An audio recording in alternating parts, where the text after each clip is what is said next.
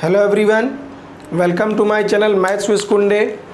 आज की इस वीडियो में हम लोग एक छोटा सा और बड़ा ही इंटरेस्टिंग टॉपिक हम लोग डिस्कस करेंगे कि ज़ीरो का फैक्टोरियल 1 क्यों होता है। और दूसरी बात इसमें यह है कि हम लोग ये भी समझेंगे कि फैक्टोरियल का प्रैक्टिकल मीनिंग क्या होता है। जैसे किसी नंबर का फैक्टोरियल निकालना है, 5 का फैक्टोरियल, 6 का फैक्टोरियल, तो इसका प्रैक्टिकली क्या मीनिंग है, इसका अर्थ क्या होता है हमारे प्रैक्टिकल लाइफ में, वो भी चीज़ इसी वीडियो में हम लोग समझ जाएंगे। तो सबसे पहले हम लोग यहाँ पर देखते हैं कि अगर किसी को फैक्टोरियल नहीं पता तो फैक्टोरियल बड़ा आसानी से निकाल सकते हैं। कोई भी नंबर, जैसे 6 का फैक्टोरियल हमें निकालना है तो ये फैक्टोरियल का साइन ऐसे लगता है, मार्क ऑफ एक्सक्लेमेशन की तरह। और फैक्टोरियल के लिए कभी कदार ऐसे भी सिंबल यूज़ करते हैं कि अगर कोई नंबर है तो उसके नीचे ऐसे लगा देते हैं, तो इसको हम लोग पढ़ते हैं फैक्टोरियल 6, और इसको पढ़ते हैं factorial 6, factorial 5, factorial 4 and so on. ऐसे इसको हम पढ़ते हैं। तो अभी जैसे 6 का फैक्टोरियल हमें निकालना है तो हम लिखेंगे 6 5 4 3 2 1। जब तक 1 ना जाए तब तक चलते रहना है। वैसे ही 5 का निकालना है तो 5 4 3 2 1 एंड सो ऑन। किसी भी नंबर का फैक्टोरियल ऐसे निकाल सकते हैं। तो हम लोग यहाँ देखते हैं सबका नंबर निकले, जब तक 1 ना जाए तब तक रुकना नहीं है। तब 1 का फैक्टोरियल निकालना है तो वो तो 1 पर ही रुक जाएगा खुद ही, तो उसका 1 आ गया। लेकिन अब ज़ीरो का फैक्टोरियल में थोड़ा सा प्रॉब्लम क्या है कि इसका फैक्टोरियल 1 कैसे आता है, क्यों इसका फैक्टोरियल 1 लिखा जाता है, तो ये समझने की बात है। अब ज़ीरो का फैक्टोरियल निकाल तो भाई वो तो सबको 1 पे ला के रोक रहे हैं, लेकिन ज़ीरो तो 1 से खुद ही छोटा है, तो उसका क्या होगा। तो इसलिए हमें इसको समझना ज़रूरी है कि ज़ीरो का फैक्टोरियल 1 आया कैसे। तो हम यहाँ पर देखते हैं, अगर हम इसको इससे डिवाइड कर दें 720 को 120 से तो आएगा 6। फिर 120 में हम डिवाइड कर देंगे 24 से तो आ जाएगा 5। फिर 24 में डिवाइड कर देंगे हम 6 का तो आ जाएगा 4। फिर 6 में डिवाइड कर देंगे हम 2 से तो आ जाएगा 3। फिर हम 2 में डिवाइड कर देंगे 1 से तो आ जाएगा 2। फिर 1 में अब पैटर्न के हिसाब से 6 5 4 3 2 1 आना चाहिए। तो भाई 1 कब आएगा, जब 1 को डिवाइड किया जाएगा 1 से। तो इस पैटर्न के हिसाब से तो भाई समझ में आ गया कि हाँ 6 5 4 3 2 1, या और भी नीचे लिखकर लंबा ले जा सकते हैं कि 1 पर रुकेगा और एकदम बढ़िया पैटर्न फॉलो हो रहा है। तो इसके हिसाब से ज़ीरो का फैक्टोरियल 1 आता है, कोई दिक्कत नहीं। लेकिन अब यहाँ पर असली मसाला इसका समझ में नहीं आया कि ज़ीरो का फैक्टोरियल 1 का मीनिंग क्या है, ये हमारे प्रैक्टिकल लाइफ में कहाँ दिखता है वो हम लोग समझते हैं। तो जैसे हम लोग शुरुआत करते हैं, जैसे एक हम लोगों ने टेबल ले लिया, ये जो बॉक्स बना ये टेबल रिप्रेजेंट कर रहा है, या बच्चों के बैठने वाली सीट है ये। हमने अभी हम ज़ीरो को छोड़ देते हैं, इसी को डिस्कस करना है कि ज़ीरो का फैक्टोरियल 1 क्यों होता है। हम यहाँ 1 से शुरू करते हैं। जैसे टेबल है, अभी इसी के पैटर्न के हिसाब से ये हम लोग को पता चलेगा क्या होता है। जैसे एक हम लोगों ने ये बैठने का ले लिया बेंच, और एक बच्चा हमने ले लिया, उसका नाम है ए। अब भाई एक बेंच पर एक बच्चा एक ही तरीके से बैठेगा, चाहे जहाँ बैठ जाए उसको बैठने का एक तरीका है, मतलब एक बेंच पर एक बच्चा एक तरीके से बैठ सकता है, एक अरेंजमेंट है उसका बस। तो एक बच्चे को हमारे पास बैठाने कितने तरीके हैं, एक तरीका, कोई दिक्कत नहीं।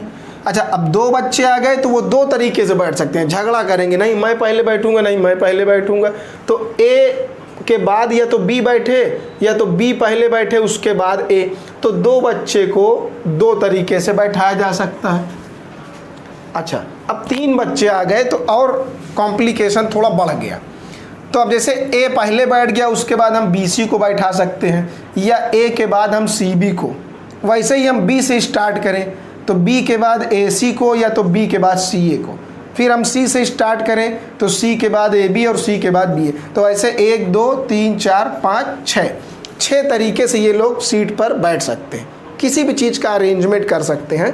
हम बच्चों का एग्जाम्पल लेकर चल रहे हैं। तो कितने तरीके हुए, 6 तरीके हुए। अब यहाँ पर हम देख रहे हैं 3 बच्चों को 6 तरीके से बैठाया जा सकता है, 2 बच्चों को 2 तरीके से, 1 बच्चों को 1 तरीके से। तो थोड़ा सा हम लोग इस नंबर को और एक पैटर्न देने की कोशिश करते हैं। तो इसे अगर हम ब्रेक करके कंसेक्यूटिव नंबर के डिक्रीजिंग ऑर्डर में लिखना चाहें तो 3 × 2 × 1 आएगा, फिर ये क्या आएगा 2 × 1 आएगा, और ये तो 1 ही रहेगा, इसका कुछ नहीं होगा। और आगे भी हम बना सकते हैं 4 बच्चों का, तो वो वास्तव में 24 तरीके से आएंगे, लेकिन और कॉम्प्लिकेटेड हो जाएगा, इतने में ही हम लोग समझ जाएंगे। तो एक्चुअल में इसी चीज़ को 3 बच्चों को 6 तरीके से बैठाया जा रहा है और इसको हम ऐसे लिख सकते हैं। तो यहीं से प्रैक्टिकली वो निकल के आया है कि इसी चीज़ को फैक्टोरियल कहा जाता है, इसी का नाम फैक्टोरियल रख दिया गया कि 3 बच्चों को या 3 ऑब्जेक्ट को कितने तरीके से हम अरेंज कर सकते हैं, 6 तरीके से। तो इसी चीज़ को हम ऐसे लिख देते हैं नोटेशन बनाकर फैक्टोरियल 3। तो यहीं से इसका ओरिजिन हुआ, इसी कॉन्सेप्ट से कि अच्छा ये फैक्टोरियल नाम रख दिया गया। अच्छा 2 लोगों को, तो इसका नाम 2 फैक्टोरियल रख दिया गया। तो फैक्टोरियल का मीनिंग ये निकला कि 3 बच्चों को हम या 3 ऑब्जेक्ट्स को हम कितनी तरीके से आगे पीछे करके अरेंज कर सकते हैं। तो ये 3 का फैक्टोरियल 3 बच्चों को जब लिया गया तो 3 का फैक्टोरियल कितना आया, इस तरीके से 6 आया। 2 का फैक्टोरियल 2 आया। तो 1 का फैक्टोरियल ये 1 ही होता है। तो फैक्टोरियल का एक्चुअल मीनिंग क्या निकला, 3 का फैक्टोरियल मतलब 3 लोगों को बैठाने के टोटल मेथड तरीके कितने हैं। फैक्टोरियल का असली मीनिंग ये है। उसी तरह 2 फैक्टोरियल मतलब 2 बच्चों को या 2 ऑब्जेक्ट्स को अरेंज करने के कितने तरीके हैं। एक ऑब्जेक्ट है तो 1 का फैक्टोरियल उसको बोलेंगे। 1 फैक्टोरियल मतलब 1 लोगों को अरेंज करने के कितने तरीके हैं। तो 0 लोग मतलब 0 का फैक्टोरियल, 0 का फैक्टोरियल मतलब यही हिसाब से, इसी के हिसाब से हम क्या बोलेंगे, 3 मतलब 3 लोगों को अरेंज करने का तरीका, 2 मतलब 2 लोगों को अरेंज करने का तरीका, 1 मतलब 1 लोगों को अरेंज करने का तरीका। तो 0 फैक्टोरियल मतलब कुछ नहीं है तो उसको अरेंज करने का तरीका। तो अगर कुछ नहीं है तो उसे हम कितनी तरीके से अरेंज कर सकते हैं। इस बार हमारी बेंच खाली है, इसको हम कितने तरीके से अरेंज कर सकते हैं, इसका भी एक तरीका है। क्योंकि जब बेंच को हम खाली रखेंगे, हम किसी को नहीं बैठाएंगे, तो भाई वो भी तो एक तरीका है कि हम किसी को नहीं बैठा रहे हैं। एक वो भी तरीका है खाली रखना, कि खाली रखना ये भी एक तरीका है, ये एक मेथड है कि हम किसी को नहीं बैठाएंगे। एक ये ऑप्शन हो गया, मतलब एक तरीका तो है ना। कौन सा तरीका, खाली रखना। तो 0 फैक्टोरियल का मतलब वहाँ पर कोई अरेंजमेंट नहीं किया जा रहा है, वो भी एक तरीका है, कुछ अरेंजमेंट ना करना, वो एक मेथड है। तो हम लोग नंबर ऑफ मेथड ही तो काउंट कर रहे हैं। तो इस तरीके से, इसलिए इस कॉन्सेप्ट से 0 का फैक्टोरियल 1 लिखा जाता है। इसको हम लोग एक तीसरा तरीके से भी समझने का देखते हैं, क्या तरीका है। अच्छा, जैसे हम लोग 3 लोगों को लिए तो तीनों को बैठा दिए, 2 को लिए 2 को पूरे को बैठा दिए। कभी ऐसा भी तो हो सकता है कि हम जितने लोगों को ले उतने पूरे को ना बैठाएं। 10 को हमने लिया, हम 10 को नहीं बैठाएंगे, हम कहें चलो 10 में से 6 बैठो, बाकी खड़े रहो। तो अब ऐसे केस में तो अभी उसके लिए नोटेशन ऐसे देते हैं कि n ऑब्जेक्ट्स में से हम r को ही बैठाएंगे। अगर 10 लोगों को लिए पूरे को बैठा दिए तो 10 का फैक्टोरियल, जैसे 3 को लिए तीनों को बैठाए 3 का फैक्टोरियल, तो 10 को लिए 10 को बैठा दिए तो 10 का फैक्टोरियल हो गया। उसी तरीके से अगर हम n में से केवल कुछ ऑब्जेक्ट को बैठाना चाहते हैं और को नहीं बैठाना चाहते हैं तो ऐसा नोटेशन देते हैं कि n में से हम r लोगों को ही बैठाएंगे। तो उसके लिए formula n factorial upon n minus r factorial. अब अगर इसमें हम r की जगह n रख दें, r की जगह n रखने का क्या मतलब है कि हम n में से n मतलब पूरे को बैठा देंगे, किसी को खड़ा नहीं रखेंगे, सबको बैठाएंगे, सबको अरेंज करेंगे। तो अभी हम लोगों ने यही तो सीखा है कि जब n में से n ऑब्जेक्ट पूरे बैठा देते हैं तो उसका अरेंजमेंट कितना होता है, वही नंबर होता है। जैसे तीनों को बैठा दिए थे, किसी को नहीं खाली रखे, 3 फैक्टोरियल।